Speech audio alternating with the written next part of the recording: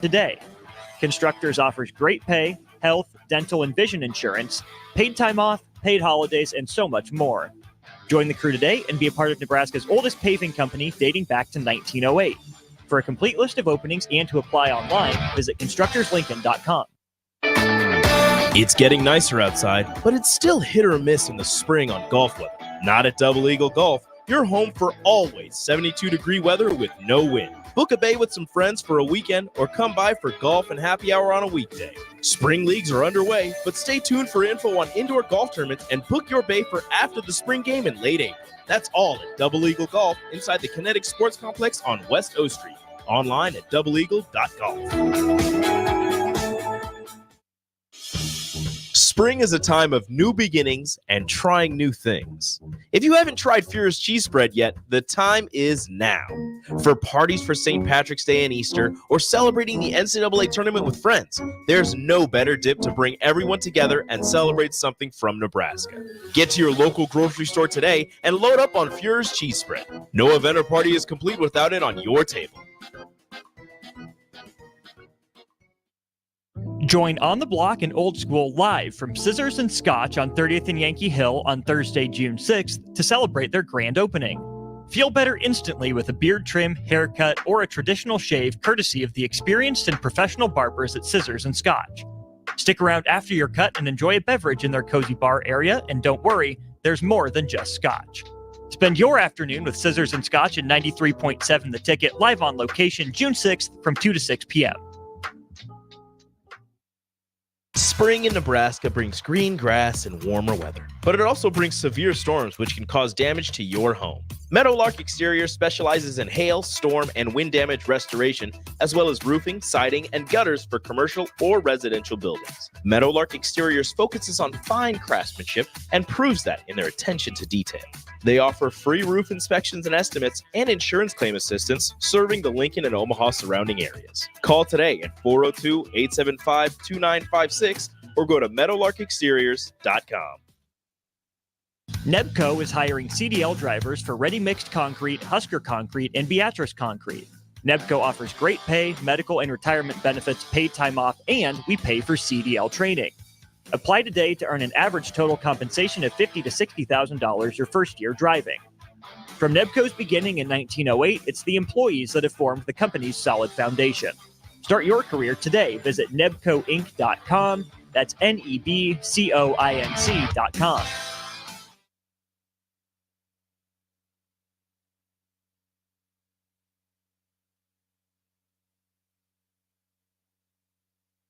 Coming at you live from the heart of Lincoln, America. This is the Don't Punt Hour with former Nebraska receiver. Throwing over the middle, completes the pass. He's got speed to the end zone. Touchdown. 45 yards. And the beats the kicker and one more. Does the sideline have confidence in him?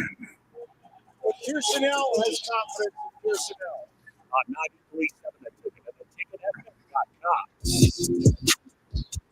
All right, welcome back into Ticket Weeknights. Once again, Harrison Arns on the ones and twos. We got the host, Morning Pierson-El, streaming in. If you guys want to join the show, 402-464-5685. Just wrapped up one-on-one with BP, talks some boxing, some hot ones. And again, shout out to Soul Christina for the great food this afternoon. But nonetheless, let's go ahead and bring him in. Good morning, Pierson-El. How's it going on this Tuesday night, and how's the Memorial weekend? It's going, nothing too bad. Enjoying the weather. Memorial was fun and enjoyable. Yeah, are you one of those people that goes out to the lake, or no? Are you just kicking it back? Sometimes it depends, who's at the lake. I'm fine with the grill or a pool somewhere. So it just depends, where the move is at. Yeah, fair enough. It's around this time of year where I usually actually start to miss good old Northeast Nebraska. Shout out Lewis and Clark Lake for anybody who's out there. Beautiful spot, man. You can laugh. Have you been to Lewis and Clark Lake? No. It's a hidden gem up there, up by that muddy water dam. It's fantastic. You'd love it. Yeah. No, thank you. I don't know why you said Northwest. Yeah, I wouldn't be there. Northeast Nebraska. Excuse me. Same thing. All right. Well, that's all right. For all those who know what I'm talking about, beautiful spot. But yeah, no. Happy Memorial Day, or happy late Memorial Day. Hopefully everyone had a great Memorial weekend. With that being said, though, let's go ahead and dive right into it. And a little bit before we actually get on the subject, have you ever tried the Hot Ones Challenge? No. With the wings that you see on YouTube? No, I haven't. Would you ever be willing to do something like that? No. Okay. Well, you made the right decision by not coming in studio today, because after this, we'll have 2 hours of Hot Ones Challenge. We got Brett Baker. I think he's worked with the show with some capacity, at least in terms of the selection. He's going to be bringing down here. We'll have Megan Walker, Chancellor Brewington. I don't think I'm going to do it again. I've done it 3 times now. It's as bad as it looks. Yeah. It's absolutely I remember you last year doing it. Okay, so yeah. I think I'm fine. Like I don't mind spice. I like spice, but that's just straight torture. And I would like to taste my food for the rest of the week. So I think I'm good. Yeah, okay. I can respect that decision, because just for reference, and we're not going to talk about this very long, but just for reference and why you guys need to tune in when we get to that 8 o'clock hour. So usually when you're dealing with that Scoville unit, the most you're jumping at is like maybe a few thousand at a time. The extreme, maybe a few 10,000 at a time. So when you get to wing 1, it's 1,800 Scovilles. That's how they measure the heat. And then you get to wing 9, and you're feeling crazy at wing 9. It's already insane. You're about 500,000, 620,000 Scoville. That's not even close to the biggest jump. Who thinks or puts something or that much thought into, oh yeah, let's see how hot we can do this? For what? The views, man. Those YouTube videos kill. You can't deny it. I mean, it's just something funny about what's did y'all do the hot chip? I'll do the hot chip before I do wings. See, I heard that's even worse, so I'd recommend against that. Well, it's 1 chip versus 5 to 9, 10, whatever wings. I'm good. I'll take my chances with the one. Yeah, it's really just that last wing, because I said number 9. You take those. You're starting to get to those big jumps. You go from 135,000 Scoville at wing 8 to 620,000 to wing 9. The biggest jump, it's stupid. You're jumping millions at a time. You get to wing 10, you're jumping about a couple million Scoville. 2,693,000. I mean, over 2 million.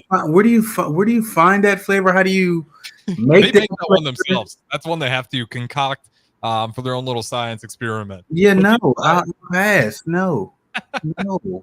That doesn't seem right. Like it's not supposed to be here. Like no. It's it tastes definitely, how do I want to say it? Chemically engineered. Considered biohazard warfare. Was it early on, or did it it was subtle and then came on, the attack, or as soon as you bit into it, like you knew you were in trouble? It's instant. Like it's instant. You know you messed up. Like you take a bite out of that and you're like, yeah, 2 million Scoville. Who would have thought? That hurts my stomach, and then it's really like the night of, depending on how late you eat the wings. I think last time I did it, I was waking up at like 3 a.m. with sweats. It was, yeah. So again, shout out Chancellor Brewington, Megan Walker, everybody tune in for 8 o'clock. I recommend YouTube because you can rewind. There'll probably be some funny moments. Kyle Perry, again, shout out to Nebraska baseball, win the Big Ten. Kyle Perry, who we had on there, he's the only one so far that's actually puked. But I will say a lot of that, I'll put that on air. Sorry, Kyle. Well, we got Royals on the airwaves. But he drank a lot of milk. So if you're going to do it, be careful on the milk and how much you digest, because that was a huge reason. Because I think it was like wing 7. He wasn't even that far in, just kept chugging milk, got too hot. It can have some disastrous effects. So again, I can't stress enough. Tune in at 8. We'll have Brett Baker here. It's always a lot of fun. Good luck. Into it. Nebraska baseball wins the Big Ten. Good morning, Pierson-El. First time ever, which is kind of crazy to me. I know the last time they made the trip, I want to say it was like 2019, but to actually go out there, win it got to over 13,000 people in attendance. Is just an awesome atmosphere. I mean, what does this say about this Nebraska baseball program as they got another game Friday? They're going to be playing Stillwater for those NCAA regionals. They're a conference champion. They battled through things. They were battle tested. They hit the stride, whatever people may say, or how things went or whatnot. They stepped up to the plate. They did what they were supposed to. And they're in the history books for winning a conference championship. So you can't take that away from them.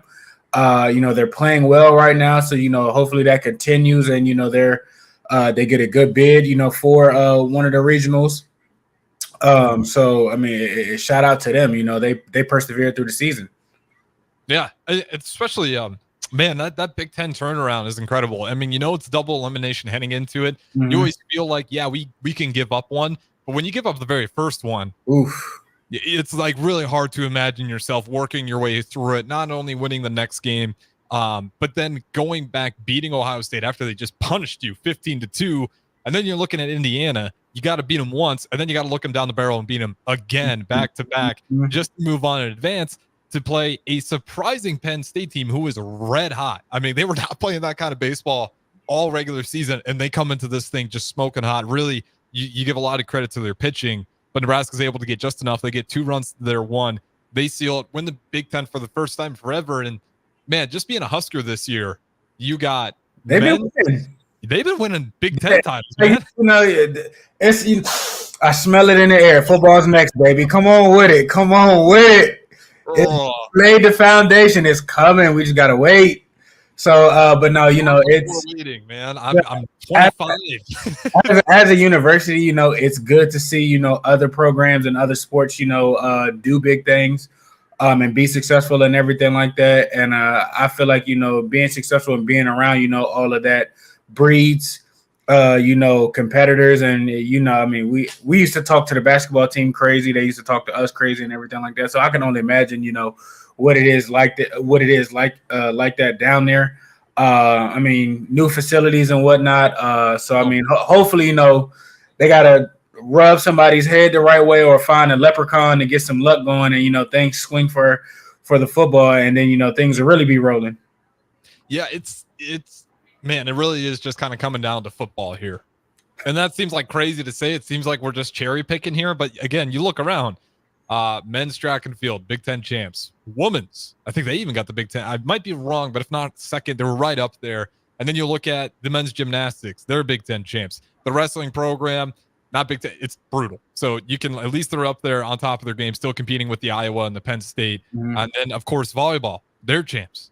It just goes on and on and on, and now we're in this. Girls basketball lost in the Big Ten championship, but I mean they were right there in it. Yep, they beat the Big Ten champs, so they win an NCAA tourney game. At least they get the NCAA tourney game win. Nebraska basketball, the men's, unfortunate ending, but at least you feel like they're making some progress there. But yeah, it just seems like we're racking up. Everything's moving in the right direction, and I'm telling you, it's manifested. You got to say it out loud, speak it into existence. Mm-hmm. You know, I think, you know, it's heading in the right direction for, you know, all, you know, athletics, not just football. Because, you know, you don't have, you know, any problems or anything, you know, too wild or crazy going on or whatnot, but you're producing, you know, top tier athletes and conference champions. So it's only a matter of time before it rubs off. Yeah, and I think we're already seeing some of the effects now. And you give Matt Rule credit, and a few of the other coaches I've noticed, they're taking advantage of this, just tweeting out pictures of the baseball game. I know Matt Rule sent along, you want a fan base that's going to root for you no matter what. Great time to take advantage of the Husker fan base being 13K over at that baseball game.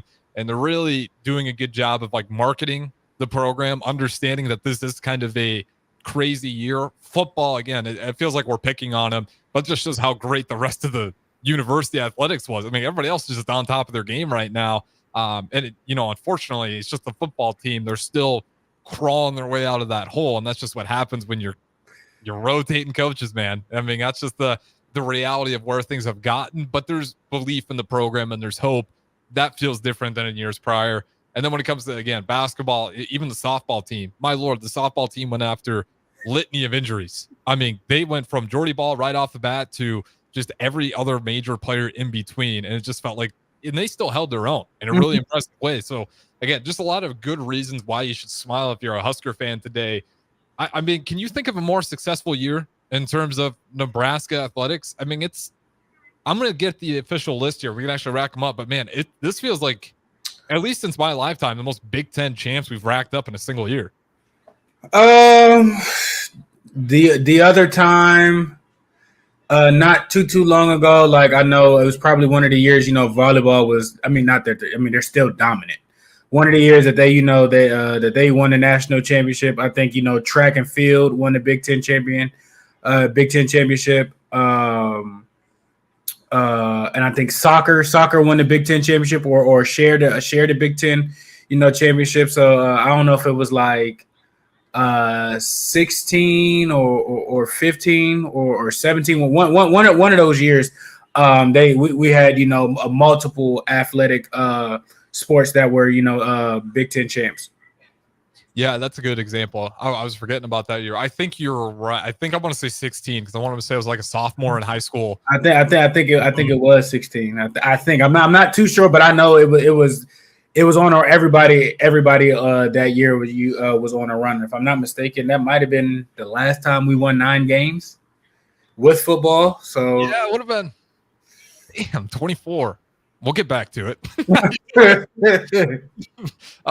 yeah, with that being said, and if you guys are older, again, I'm speaking, I'm 25. There's probably a lot of great years that just aren't my registry. 402-464-5685. You can put them on Facebook, YouTube, Twitch, Twitter, Allo Channel 961. But this year, I feel bad because I always forget this, and I absolutely should not forget this team. Bowling national championship. I think we won a national championship in bowling too that year, something like that. It was crazy. Yeah, we did. Yeah, bowling. Bowling's just on top of their game. They did. That's one that I think it's just because the season's kind of confusing for people. They do a lot of interesting travel that meets the way they work out. And then when you kind of get towards the end, you really start seeing and sizing it up on what the landscape looks like.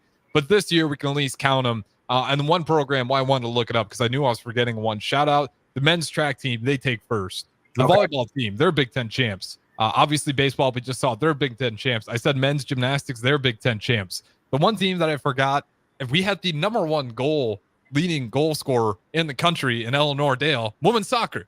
That they not only won the Big Ten championship, they got all the way to the semifinals, and then I think they lost to Stanford at the very end there. But that they also went on, and I mean they weren't just winning the Big Ten; they were on the fringe of winning the national title. Soccer in Nebraska. I mean that just says a lot about the recruiting and the coaching that's going on here. Because I'd imagine this probably isn't the mecca of soccer. A lot of high schools around here, especially when you get to that C2 level, maybe even B. I'm not sure what it entirely looks like, but there's just not a ton of places offering a full-on soccer program just by the lack of teams there are to play. So to get that on top of it, it just says a lot about the facilities, the coaching staff, and just overall that things seem to be trending upwards. I mean, when it comes to the Big Ten, I totally biased, but it feels like Nebraska's got some of the best upsides ahead of it right now, with the new facilities being a huge part. I mean, they're. I mean, at the end of the day, it's Nebraska, so they're always going to have their hat into things and whatnot, regardless, just because the respect that and the attention that they command. It's getting back to her in a direction of winning with football and whatnot and everything like that. But Nebraska has a lot of ties and has a lot of pull. With stuff and everything like that. And then, with these other Pac-12 teams coming in and everything like that, I mean, with the Big Ten, being, one of the 2 bigger conferences that, everybody wants to get into and everybody wants to play and whatnot, it's only going to go even further up just because of, the other teams coming in and people want to watch and not just in football, the basketball, females basketball. I want to see, the USC and I want to see what Juju, looks like and everything like that. What playing Oregon, those crazy uniforms and everything like that, regardless of that. Their track team is amazing. So seeing them, at track meets and everything like that. So it's only, going to enhance, the Big Ten experience. So why not be at, one of the true bloods, in college athletics, period. Yeah. I mean, definitely latched your wagon on at the right time. If for any of those Pac-12 schools, I mean, it's like Big Ten, Big 12, ACC, if you're crazy, take your pick. We'll talk about the ACC coming up here because they got a problem. One of their big dogs looks like he's looking over the fence there, and we'll have to dive into that one because if it happens, the ACC is going to be the next dissolved. I don't think it's much of a surprise anymore. I think people are looking around, seeing what happened to the Pac-12, and they're looking at the ACC kind of bug-eyed, like, are you guys okay? How's the money flow looking like? You're locked into a pretty long-term deal there. It's one of the craziest, like the Big Ten. The Big Ten just signed a massive TV contract. We're gonna be able to renegotiate that before the ACC even gets to renegotiate their long-term deal they've had for the longest time. So we'll have to dive into that because they're kind of in a mess right now. But I wanted to shout out just what has been an incredible year so far for Nebraska athletics. Yes, we understand football is not quite there yet, but again, I'll keep going back to at least it feels like we're on a direction. It doesn't feel like a lost kind of just floating out there, hoping on what feels like just off-season hype. This is at least things we can point to. It'd be nice to point to a bowl game. We'll have to get that next year because that's the real thing, something, actually tentative that we can point to as opposed to just coach speak, but you do get some sort of sense that they're heading in the right direction. With that being said, we'll go ahead and wrap it up on this segment. Shout out to the men's baseball team. Again, they're going to play Friday, I believe 2 p.m. against Florida. Real quick here, I do want to give people the details on Florida. Florida overall record heading into this one, they're going to be 28-27. And let's see, against ranked opponents 1 through 25, not looking the best. They're 13-18 against teams in the next tier, 26-50, 2-6, and teams in the 51 to 100 ranking 1-1. So Florida, again, not the most intimidating team. We didn't draw Arkansas, which would have been a nightmare. That's what it was looking like. If we didn't win the Big Ten, it looked like we were going to draw number 2 Arkansas again, or number 1. I can't remember if they're 2 or 1. But obviously, bad vibes with Arkansas. We played it last time. They did we win the first one against Arkansas? How am I remembering that now? Did we steal one and they killed us when we got back to them after double elimination?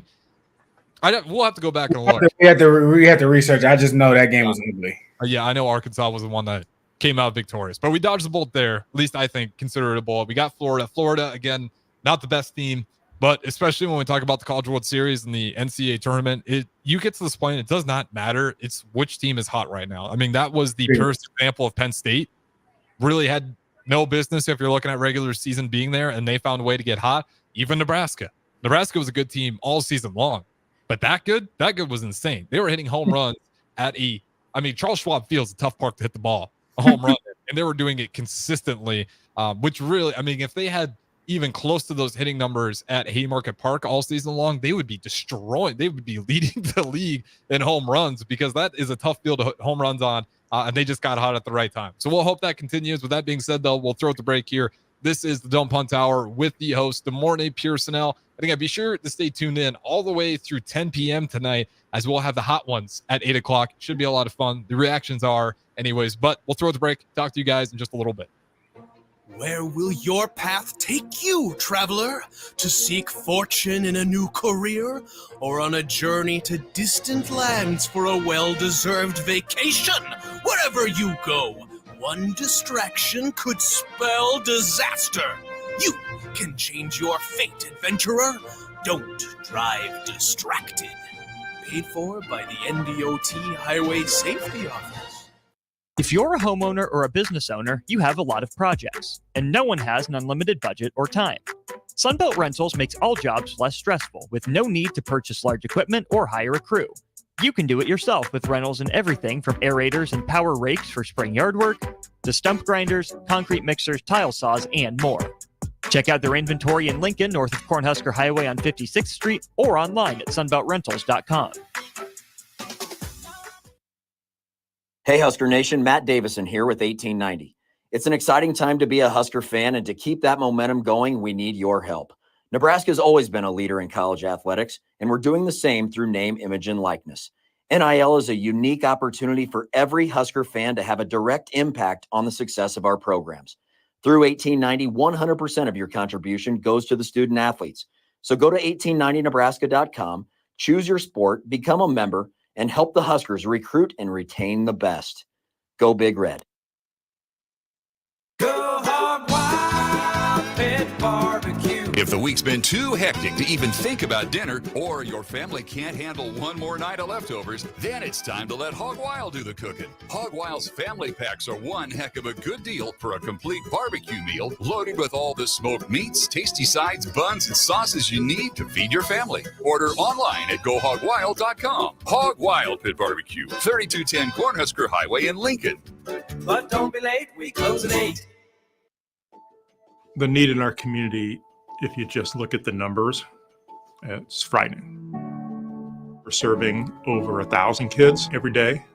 With the passion of our people, I really feel like our potential to be of even greater service to kids and families who are struggling is just unlimited. But in order to have the greatest impact, we need all the help we can get from the community.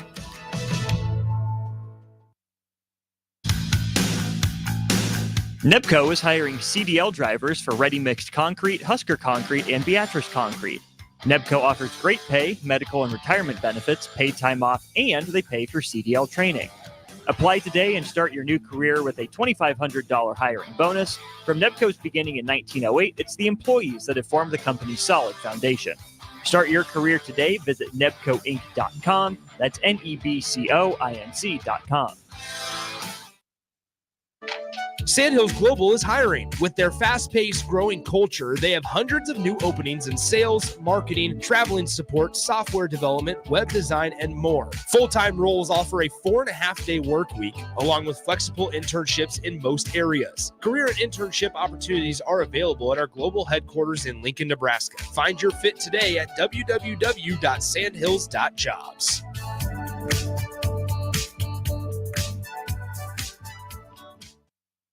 This is Coach Bill Bush. You all know my passion for Nebraska. Having coached all over the country, I can honestly say there is no place like Nebraska. You know where there's also no place like? Midwest Bank. Midwest Bank has proudly served Nebraska for over 70 years, and they're located in 9 different communities. Midwest Bank is ready, willing, and able to meet all your personal, business, and agriculture needs. Your community, your bank, and mine, Midwest Bank. Find out more at Midwest Bank. Member FDIC.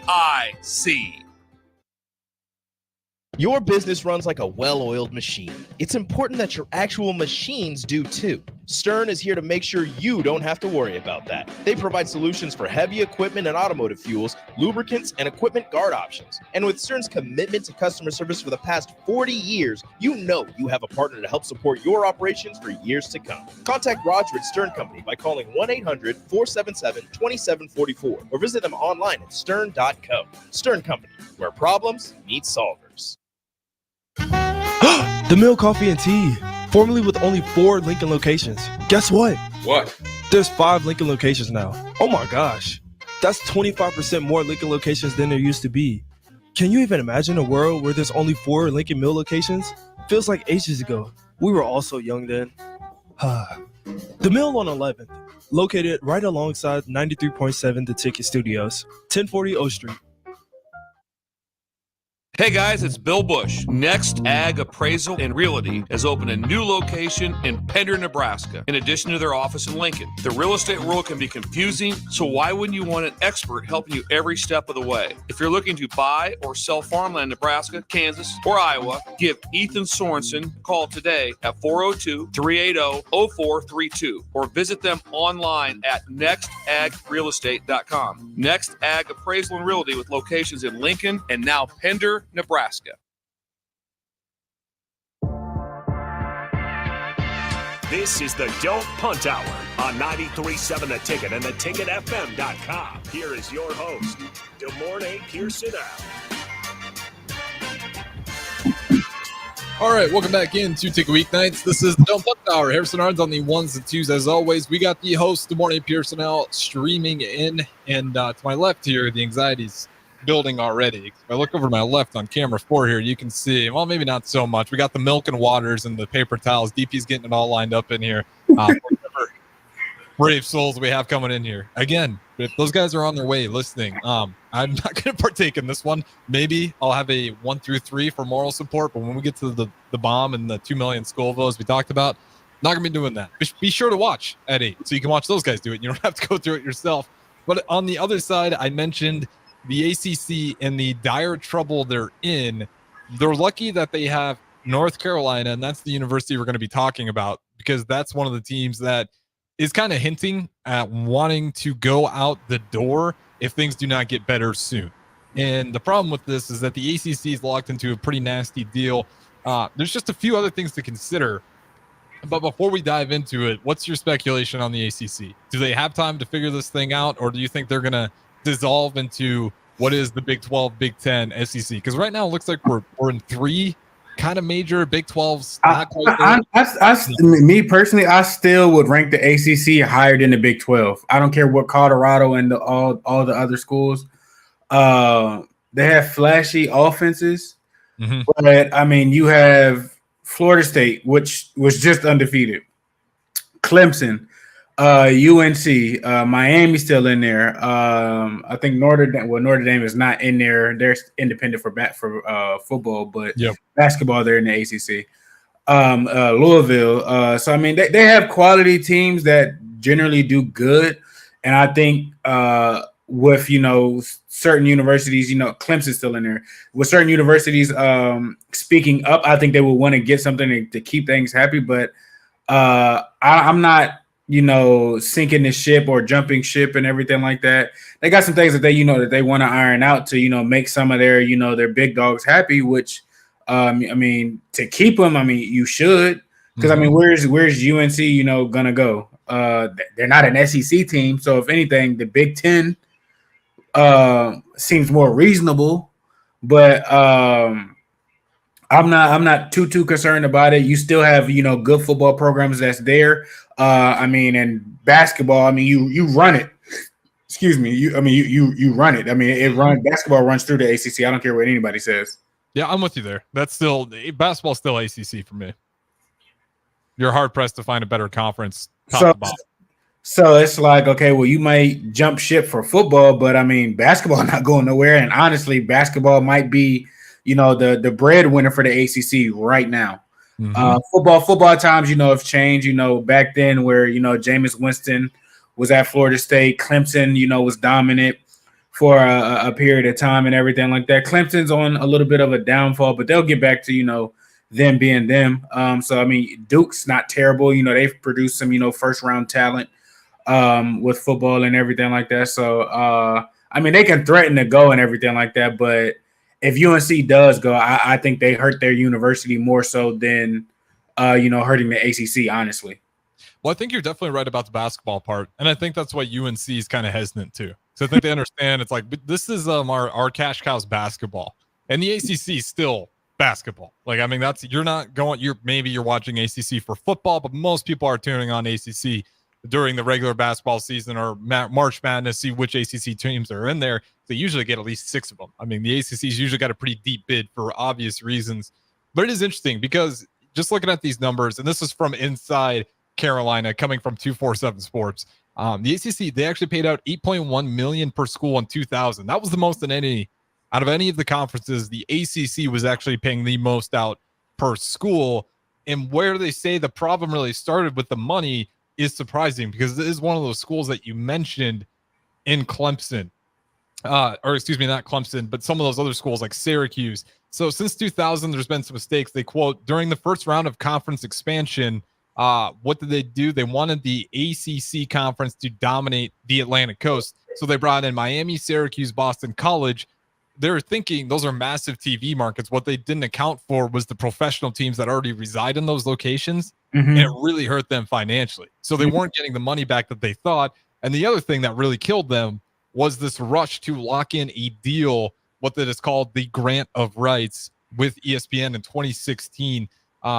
They also bring in some interesting numbers that we'll dive into. But let's see, 2016, I believed it was, the Big Ten just redid their $8 billion media deal. And they really wanted to push this thing out. If I can find the exact quote here, excuse me, as I'm trying to sort through this. So yeah, they were trying to get it out.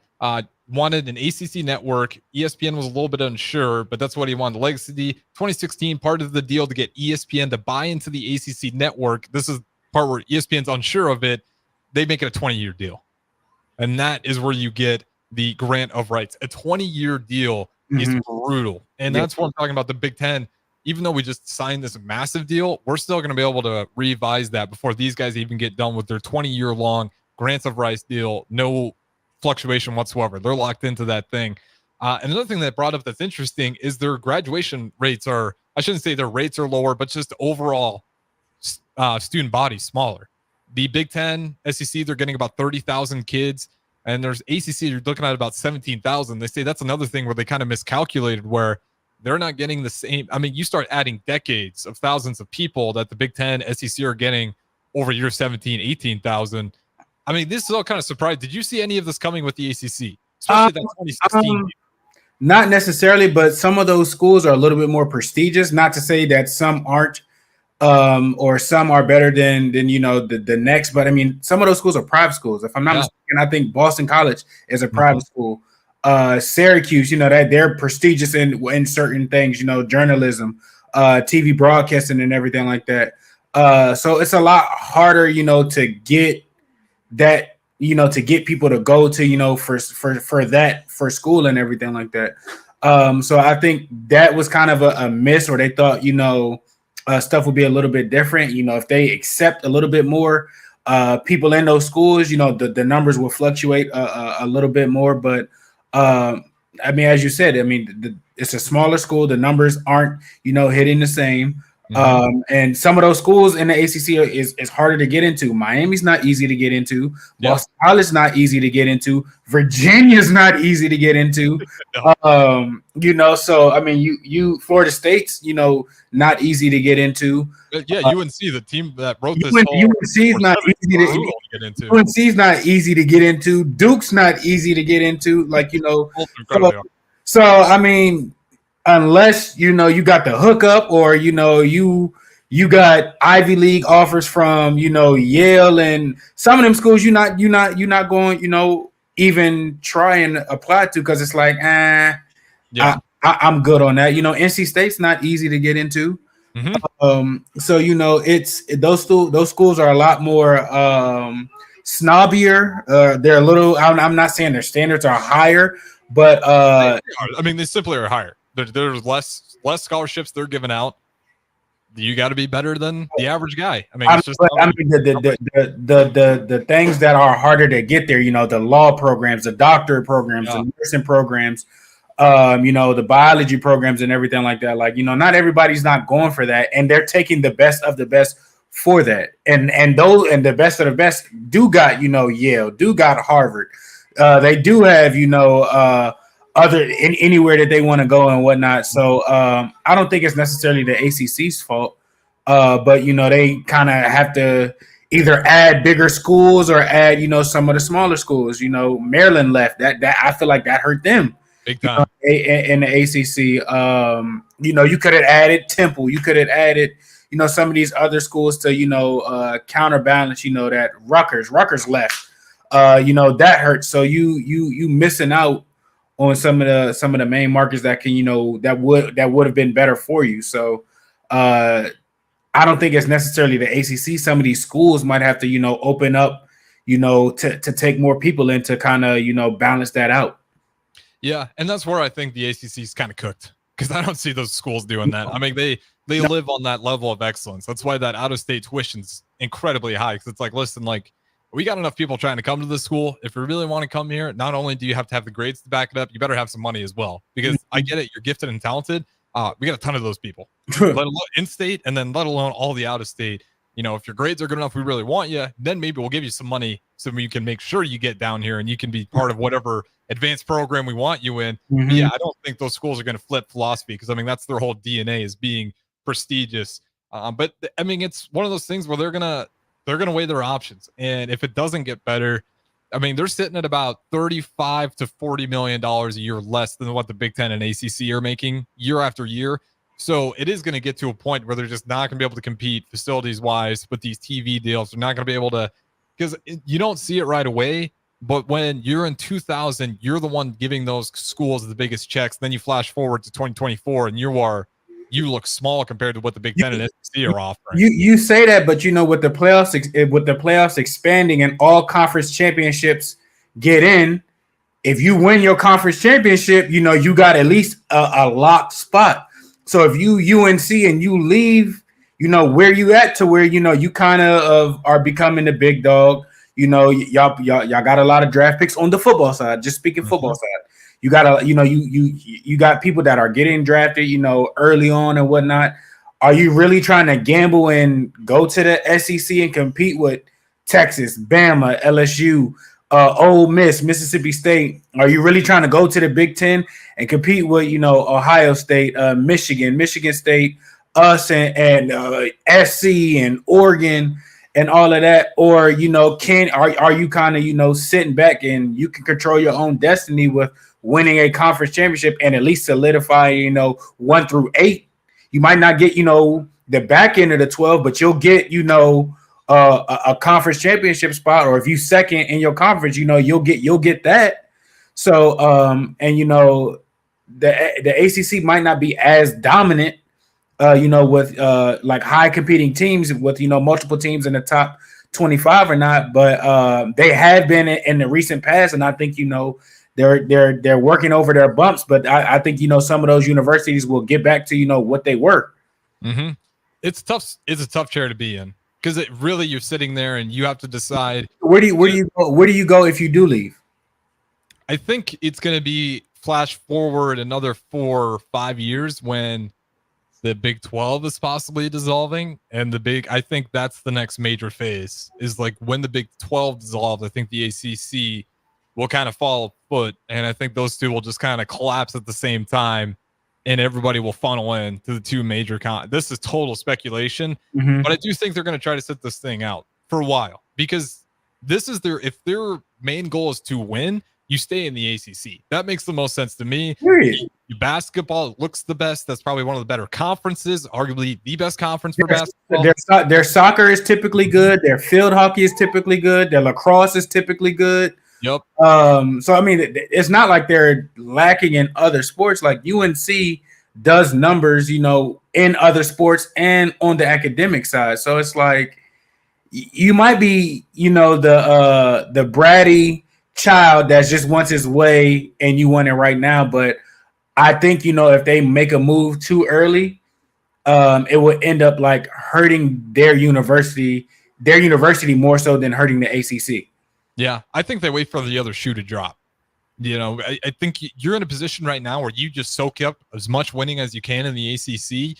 Just that grant of right deal isn't going anywhere. You're stuck in it. You might as well just bear through it for what it is. Use hindsight 2020. Don't ever get yourself locked into 20 years of something that rigid, especially when you're dealing with a sport that seems to grow year after year. Even the numbers before, it's crazy they still signed into that long. And again, that was the haste with UNC kind of freaking out in 2016, seeing how far they were slipping. TV deal looks good at the time, looks terrible in 2024. And they still got 12 years of it. So they're stuck in that for a while. But yeah, I mean, you pick winning for as long as we can, or you maybe try to bite the bullet and sneak into one of these conferences and get a better deal than if you do try to wait for the other shoe to drop.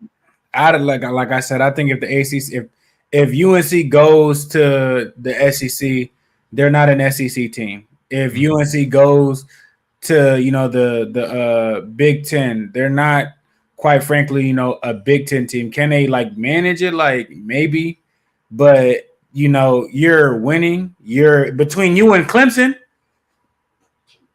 I mean, between you and Clemson, nobody else really, on the coastal side, or Atlantic side, is really a threat. No. Louisville has, a couple good years. Here and there, they have good players because, they recruit Florida really, really well. So, but they'll be competitive. You typically smack Duke. You typically smack, NC State. And, all these universities, have produced, quality, players to go to the next level.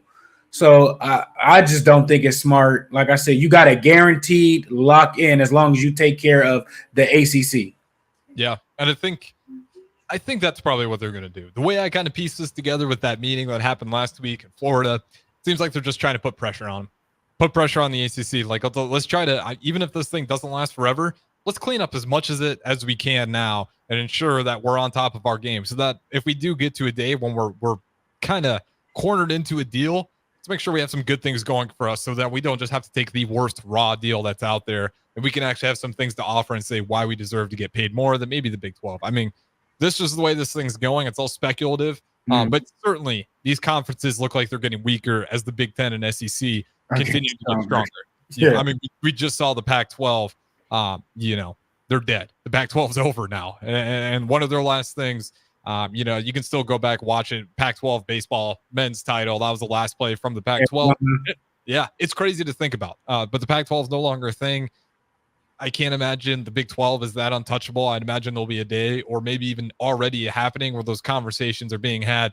With that being said, since we're streaming only, we only got about 5 minutes. Let's skip the break. We'll just wrap it up here. How do you feel about conference rivalries? Since we're on this conversation, do you feel like they're more dead than ever? Because we're getting away from Missouri, Kansas, Oklahoma, Nebraska. Maybe we can schedule them in weirdly, but it's just not consistent. I think that would be good because it's history is tradition. So, maybe, you do a 2-year, with each rival. So, a home and away game for 2 years. Let's just say, I know they did it with Oklahoma. Now we doing it, with Iowa. No, with Colorado. Oh, okay, yeah. With Colorado, maybe schedule Texas somewhere in there and everything like that. Because I feel like that'll boost a lot of money for both universities, home and away. And fans would want to see that. I think that would be a great thing for to schedule for sure for non-conference game. At least a old school rival. Of course, you'll develop a hatred or a dislike for some of these newer universities that you're going against, but I don't think that rivalry dies. It might not get touched for a while, but when they're circled on the schedule and whatnot, everything gets lit back up. Yes, that's what always makes me think about it. It's crazy to me how we can. I mean, this Colorado game for Nebraska next season, it's going to be a night game. Like that rivalry has kind of been revived a little bit, despite it being dormant for. It's just kind of been on and off dormant periods, and it's still just like at the drop of a hat, everyone's like, "Let's go!" Like this game means almost the entire season to some people. I mean, that's how far this hatred really goes. You talk to some people, you might think it's the only game Nebraska's playing. You can probably pick 3 universities that if Nebraska is playing them, like you'll get that type of energy. If Nebraska is playing Miami, it comes out. Yep. I experienced it. I'd experienced the Miami game was completely different. Texas, and Oklahoma. You can put Colorado in there. But I feel like Iowa's made itself a throne now. I mean, but it's still not compared to those rivalries. It's there. It's there, but it's not one of the ones from historically that people's parents can talk about. Oh, when I was a kid, this person in this game and everything like that. It's a part of playing at Nebraska, of playing Oklahoma, playing Colorado, playing those teams or whatnot. Unfortunately, I never got to play them. I wish we could have, but I don't think that those rivalries goes anywhere. It just kind of lays dormant until it's time to play them, and everything, the whole shed gets thrown out. Yeah, maybe that's why this rivalry is so exciting, is because it has just kind of. I mean, we had it a little bit back and forth with Adrian Martinez, but for whatever reason, it just wasn't living up to this level. I think Deion Sanders with Colorado adds a massive part of that. Just like two new head coaches, Deion, he's already a pretty loud guy. And then you got them saying we disrespected them by having a prayer on the logo, which you can think whatever you may. You might as well have the prayer on the sideline, do it on the logo. Either way, I think I'm pretty neutral on the whole damn thing. If you want to use it for a chip in your shoulder, go ahead, Colorado. You still only won 4 games. Should have kept that chip on the shoulder a little longer after Nebraska, but it does add something to it. Maybe laying dormant and then just reviving itself at crucial, pivotal moments of the university is what's really adding a lot of fuel to this fire. If you had to name like the recent Nebraska rivals and you had to list them, like who are the rivals of Nebraska today, the biggest rivalry games, what does that list look like? That we would play in every year, like just within the Big Ten? Yeah, we played them in 2025. These are the modern day rivalries of Nebraska that you can go way back if you think it's a dormant one that people would still watch, or if you think it's a newer version, even like a Minnesota. You gotta be willing to take them. You can throw Iowa in there. I think Iowa is for sure one. I'll do a little bit of recent and old. I feel like whenever we play Wisconsin, it's always just been a battle. It feels like after the game it's a car crash. Like your body hurts, you're physical. Yeah. Typically, the winner of that game typically goes to the Big Ten championship. At least that's what what it was. If you beat Wisconsin and take care of Iowa, pretty much pretty well. Like you beat Wisconsin, you're pretty much locked in for the West. So I would say Wisconsin for sure. The Colorado game I've been to 2 of them, and it's just the fans, old and young, they really get into it. So I think that's a good one. I think the Oklahoma game for sure. When they went, I was there for when they came. Year anniversary, I think is what it was. Went out there to that for sure.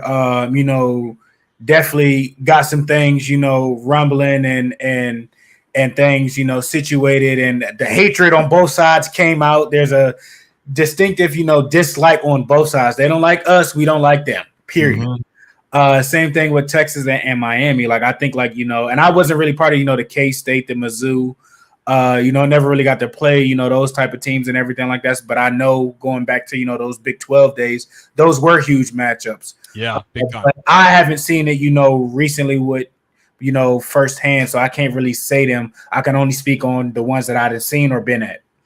Yeah, I'm pretty close with you on that list. For the teams we play regularly, for me, like our modern day era, it's definitely Iowa 1.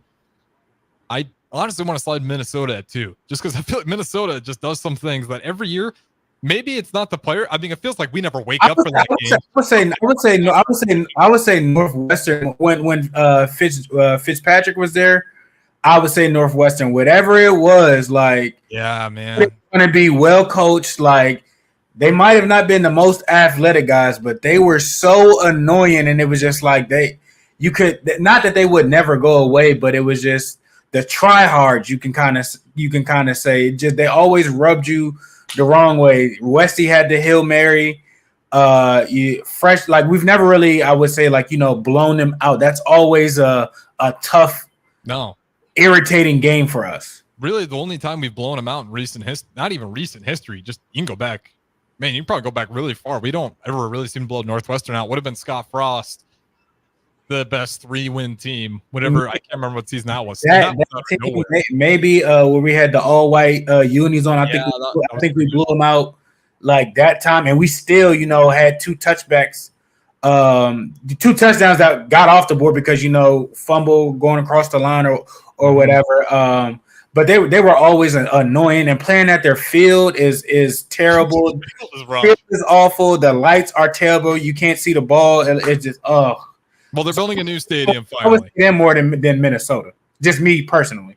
That makes sense. Maybe I can't do it because I got respect for Northwestern just for the fact that I'm sitting here as a Nebraska fan, just banging my fist on the table. Like, they can do it. It makes no sense.